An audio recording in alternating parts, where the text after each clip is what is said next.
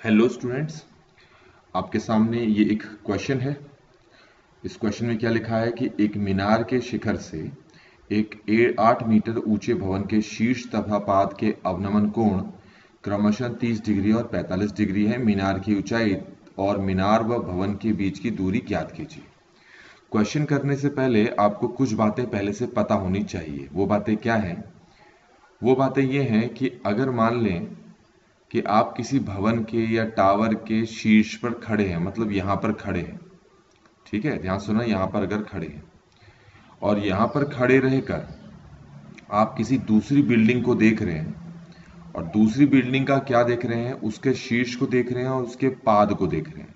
इसको कहते हैं पाद, इसको कहते हैं शीर्ष। ये हमारे पास सपोज कोई बिल्डिंग है, बिल्डिंग 1 है, इसको मान लेते हैं बिल्डिंग 2। तो अगर तुम इस जगह से खड़े होकर इस शीर्ष को देखोगे तो जो कोण बनता है उसको कहते हैं उन्नयन कोण, क्योंकि तुम ऊपर की तरफ देख रहे हो। और यहां से अगर तुम इस पाद को देखोगे, कहां से? यहां से, तो इस तरह से एक लाइन बनानी पड़ती है और जो कोण बनेगा वो अवनमन कोण होता है। उसके लिए मेरे को यहां से एक लाइन बनानी पड़ेगी। तो इस वाले कोण को बोलूंगा मैं उन्नयन कोण और इस वाले कोण को बोलूंगा मैं अवनमन कोण। तो एक उन्नयन और एक अवनमन तब बनेगा जब किसी बिल्डिंग के ऊंचाई पर अगर तुम खड़े हो और वहां पर खड़े होकर किसी दूसरी बिल्डिंग के चोटी को और उसके पाद को देख रहे हो, और ध्यान रखना वो बिल्डिंग इस बिल्डिंग से बड़ी हो। तो इसीलिए शीर्ष को देखने से आपका जो बनेगा कोण उन्नयन और पाद को देखने से अवनमन कोण बनेगा। एक दूसरी स्थिति को भी ले लेते हैं हम। ये हमारे पास मान लो कोई बिल्डिंग है जिसके टॉप पे खड़े हो, कोई दूसरी बिल्डिंग है पर वो छोटी है इस वाली बिल्डिंग से। ठीक है, अब आप क्या कर रहे हो? यहां से इसको और इसको देख रहे हो। इसको क्या बोलते हैं? शीर्ष। इसको क्या बोलते हैं? पाद। ठीक हो गया। तो अगर मान लो तुम इस जगह से इस शीर्ष को देखना चाहते हो तो इस तरह से आपको एक लाइन बनानी पड़ेगी। बना दी। इस जगह से इस पाथ को देखना चाहते हो, इस तरीके से लाइन बनेगी। क्योंकि तुम ऊपर खड़े होकर जिनको देख रहे हो वो दोनों के दोनों नीचे हैं, इसलिए दोनों के दोनों कोण जो हैं वो अवनमन बढ़ेंगे। तो ये भी अवनमन कोण हो गया, ये भी अवनमन कोण हो गया। फिर आपको यहां से एक लाइन ऐसे भी बनानी पड़ती है ताकि ये वाला जो कोण है उसको यहां पर दिखा सको। मैं फिर से बता दूं, इस चीज को थोड़ा सा बेहतर तरीके से समझ लो। मान लो तुम किसी बिल्डिंग के टॉप पे खड़े हो और आपके सामने एक दूसरी बिल्डिंग है जो बहुत छोटी है। उस छोटी बिल्डिंग का ये क्या है? शीर्ष है, और ये क्या है? पाद है। आपको क्या करना है? यहां से पहले इसको देखना है, तो उसके लिए आपको ऐसे ज्वाइन करना पड़ेगा। सिंपल सी बात है, आपको अपनी मुंडी नीचे की तरफ करनी पड़ेगी। तो जो कोण ये वाला बनेगा इसको बोलेंगे हम अवनमन कोण। तो यहां 30 डिग्री दिखा दिया क्योंकि ये शीर्ष है, तो यहां से भी ऐसे एक लाइन बनानी पड़ेगी और इसको भी आपको 30 डिग्री दिखाना पड़ेगा। तो ये पहला आपका अवनमन कोण बन गया, क्योंकि पाद भी नीचे है, पाद बिंदु भी नीचे है और तुम ऊपर हो। तो तुम जब पाद बिंदु को देखोगे तो जो कोण बनेगा उसको भी क्या बोलेंगे हम? उसको भी बोलेंगे अवनमन कोण। तो जब दो दो अवनमन कोण बनते हैं, इसका मतलब है तुम किसी बिल्डिंग के शीर्ष पे जब खड़े हो और दूसरी बिल्डिंग को देख रहे हो, वो बिल्डिंग छोटी है पहले वाली बिल्डिंग से। और अगर एक अवनमन कोण और दूसरा एक उन्नयन कोण और दूसरा अवनमन कोण बनता है, इसका मतलब है कि वो बिल्डिंग जो है उस बिल्डिंग से बड़ी है जिसके ऊपर तुम खड़े हो। तो इस तरीके से मैंने इस क्वेश्चन में आपको चीजें समझा दी कि चीजें यहां पर कैसे चलेंगी। अब हम आते हैं क्वेश्चन में कि क्वेश्चन में डायग्राम इन दोनों में से किस स्थिति पर बनेगा। तो अब आप देखेंगे क्वेश्चन में क्या कहा है। इसमें लिखा है एक मीनार के शिखर से। तो मैंने ये जमीन बना दी और ये एक मीनार बना दिया। ठीक है, ये मीनार मैंने यहां पर बना दिया और लिखा है मीनार के शिखर से। मीनार के शिखर से का मतलब है तुम मीनार के इस चोटी पर, इस बिंदु पर खड़े हो। उस बिंदु को मैंने डॉट से दिखा दिया, अब मैंने उसको ब्लैक स्पॉट से दिखा दिया।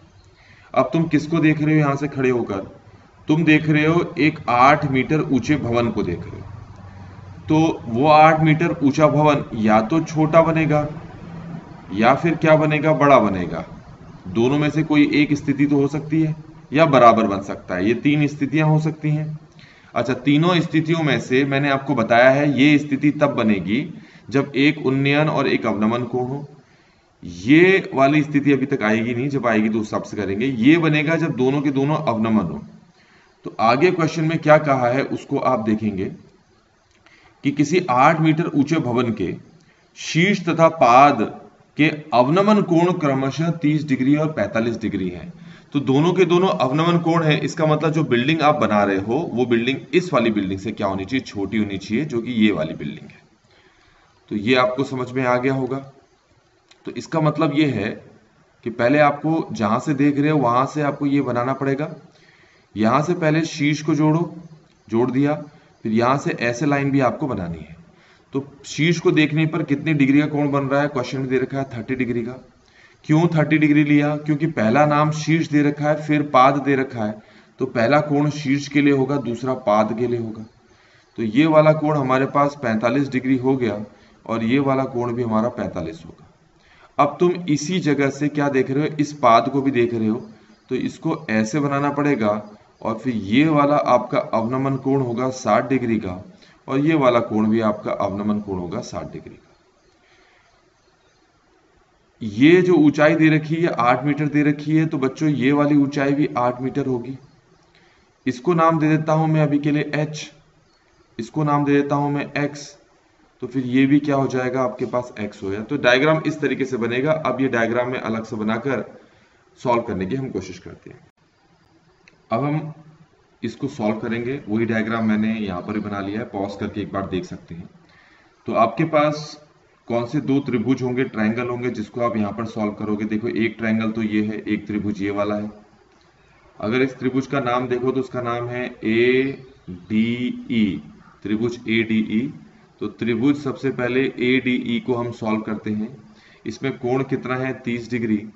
तो आप लिखोगे यहाँ पर tan 30 लिखोगे, जो कि इक्वल होता है, ये आपको पता है, वो होता है P/B, लंब बट्टे आधार। तो P क्या है यहाँ पर, h है।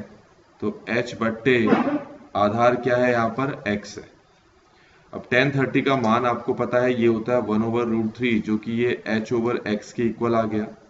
x को इससे मल्टीप्लाई करो इक्वल टू इसको इससे मल्टीप्लाई करो तो ये √3h हो गया।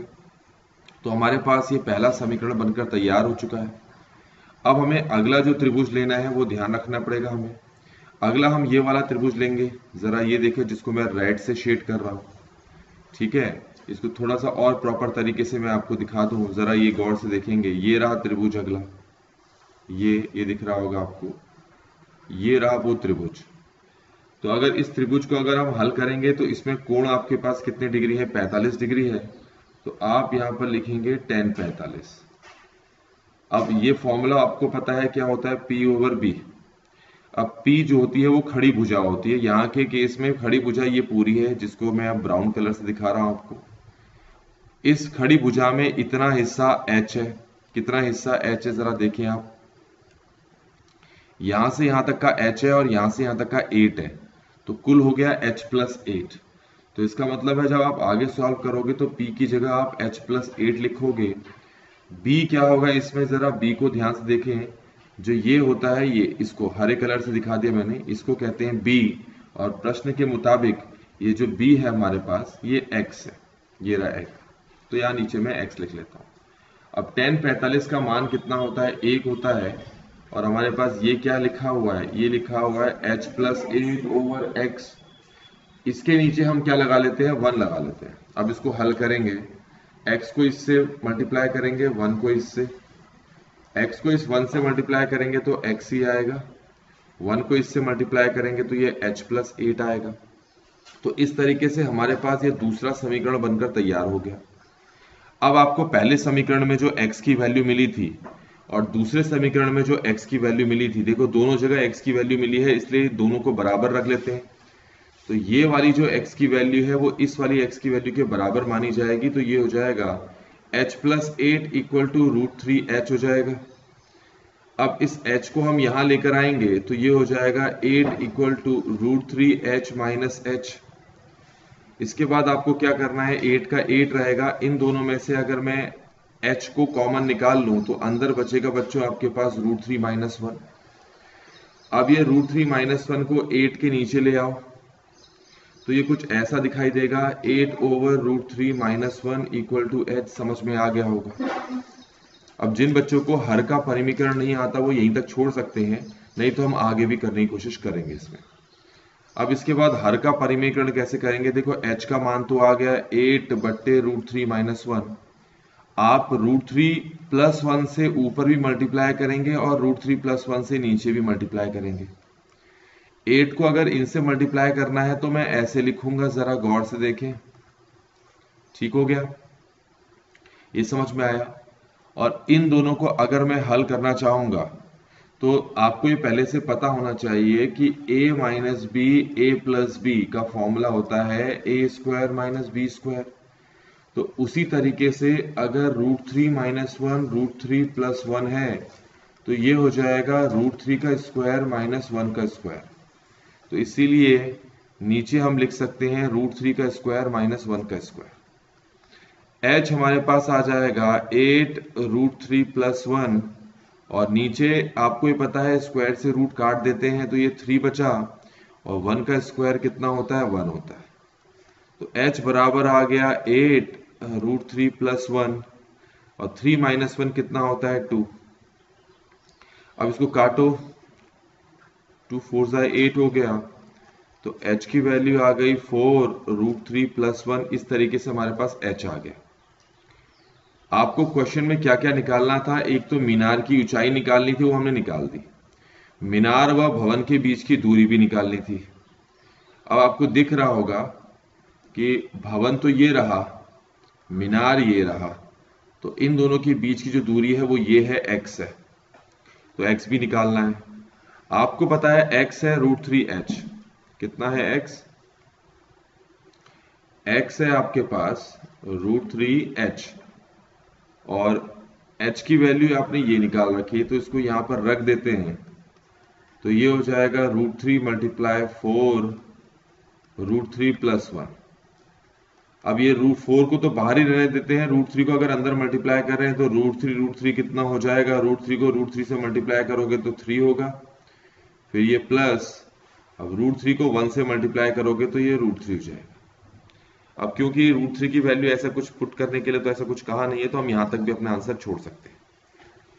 तो इस तरीके से बच्चों हमारे पास ये वाला जो क्वेश्चन था यहाँ पर कंप्लीटली सॉल्व हो गया है।